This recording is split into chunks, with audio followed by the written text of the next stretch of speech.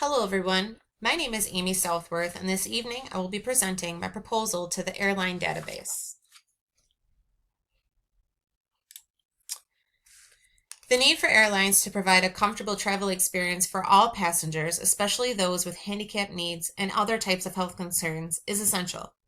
In this presentation, I will demonstrate my proposal to add an additional table called Accommodations to the airline database. The purpose of this addition is to not only provide additional information about the passenger, but to provide the airline with information to properly staff each flight appropriately to assist passengers with handicap needs. Here is the entity relationship diagram showing the new table and how it will relate to the database. The primary key created for the accommodation table will be referenced in the ticket table as a foreign key. I chose to have the new table connected to the ticket table because not every person will have a permanent handicap or accommodation. There are instances where a person will break a leg and be on crutches for a short period of time. So having the relationship to the ticket table will allow the accommodation to be chosen per trip and/or per ticket purchase.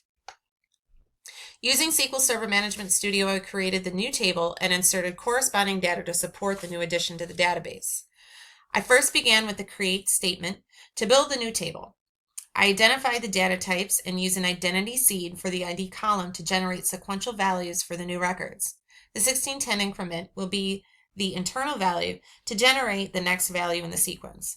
I chose a larger number for the accommodation table so that flight personnel could identify that a ticket with a 600 code meant that it was a passenger with an accommodation. After the table was created, I used the alter statement to assign them primary and foreign keys. Since the relationship is between the ticket and accommodation tables, the foreign key is referenced in the ticket table. In this first image, I use the insert into statement as a data modification language to insert multiple rows of the values I created for the accommodation table. This is something that could have additional accommodation types added to later, referencing other temporary or chronic health issues. But for now, I have indicated only a few as my example. Here, I added additional information to the airline database to support the new table. I created 4 new passengers that are flying with the airline and that have accommodations. In the personnel table, I created additional personnel that work in the accommodations department. And in the ticket table, the new passengers have booked flights and indicated their accommodation type. Next, I used SQL Server Data Tools and I created a data source, data sets, parameters, and designed a report to demonstrate use of the new table. I also created a scenario that the airline is looking for a report that shows the number of personnel staffed on each flight. They would particularly like to see who from accommodations are on the flight.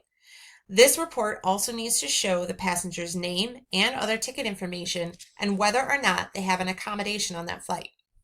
This will tell the airline if there is enough personnel on the plane to assist the passengers with accommodations. The airline also wants to see this information in one report and to be able to filter this information by flight number. After opening up the program, I created my data source. And here I created 2 queries, one for flight personnel and one for passengers per flight. Once the queries had been executed, I set the parameters. Since the airline wants to see information per flight, I created a data set specifically for the flight numbers using the select distinct statement for the flight table. The word distinct will remove any duplicate flight numbers, and then I set the report prompt to select a flight number for the dropdown. In available values, I used values from the query of the flight number, and the default value is set to AA2134. After the data sets were created, I created a tabular report design. The top portion of the report contains flight personnel information, and the bottom portion contains a passenger's ticket information. This report totals the number of crew and the number of passengers on each flight, filtered by the flight number parameter. I used a conditional formatting on the job title record in the personnel table to make those in the accommodations department stand out at first glance. This will show which flights are staffed and with accommodations, and it also corresponds with the green type column in the bottom passenger ticket table. I also created aggregate functions to count the number of personnel and passengers per flight.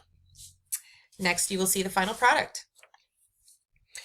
The flight information report is here laid out. I have a few samples of different flights so that you can see that the report is totaling the number of passengers and personnel of other flights. As you see here, flight BB 942 does not have any passengers booked, so there is no information for the bottom table. Next, I also created a bar chart, and it's based off of the new information added to the database. This was just a chart that shows hours flown by personnel, including the new department. This report was based off of crew members that had hours greater than 1,300. Again, a data set was created and a filter was set to show personnel and hours greater than 1,300. And here I also enabled the 3D feature. And here's the final result of that report. You see here the crew that has flown more than 1,300 hours. This report can be useful to the airline because they can see that the new department is being utilized and averaging a specific criteria. Thanks for watching.